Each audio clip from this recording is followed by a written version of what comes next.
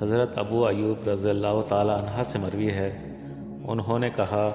ایک آدمی نبی اکرم صلی اللہ علیہ وآلہ وسلم کے پاس آیا اور پوچھا مجھے کوئی ایسا کام بتائیے جس پر میں عمل کروں تو وہ مجھے جنت کے قریب اور آگ سے دور کر دے۔ آپ نے فرمایا یہ کہ تو اللہ کی بندگی کرے، اس کے ساتھ کسی کو شریک نہ ٹھہرائے، نماز کی پابندی کرے، زکوٰۃ ادا کرے اور اپنے رشتہ داروں سے صلہ رحمی کرے۔ جب وہ پیٹھ پھیر کر چل دیا تو رسول اکرم صلی اللہ علیہ وآلہ وسلم نے فرمایا اگر اس نے ان چیزوں کی پابندی کی جن کا اسے حکم دیا گیا ہے تو جنت میں داخل ہوگا۔ حضرت جابر رضی اللہ تعالی عنہ سے روایت ہے، رسول اکرم صلی اللہ علیہ وآلہ وسلم کے پاس نعمان بن قوقل رضی اللہ تعالی عنہ آئے اور کہا اے اللہ کے رسول، آپ کیا فرماتے ہیں کہ جب میں فرض نماز ادا کروں، حرام کو حرام اور حلال کو حلال سمجھوں تو کیا میں جنت میں داخل ہو جاؤں گا؟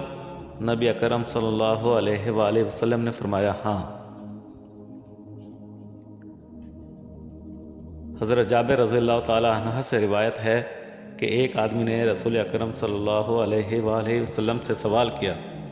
آپ کیا فرماتے ہیں جب میں فرض نمازیں ادا کروں اور رمضان کے روزے رکھوں اور حلال کو حلال اور حرام کو حرام سمجھوں اور اس پر اضافہ نہ کروں تو کیا میں جنت میں داخل ہو جاؤں گا؟ آپ نے فرمایا ہاں۔ اس نے کہا اللہ کی قسم میں اس پر کوئی اضافہ نہیں کروں گا۔ حضرت ابن عمر رضی اللہ تعالی عنہ سے مروی ہے،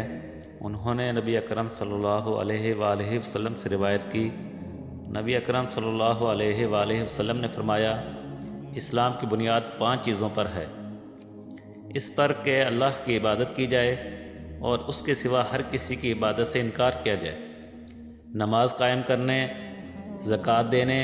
بیت اللہ کا حج کرنے اور رمضان کے روزے رکھنے پر۔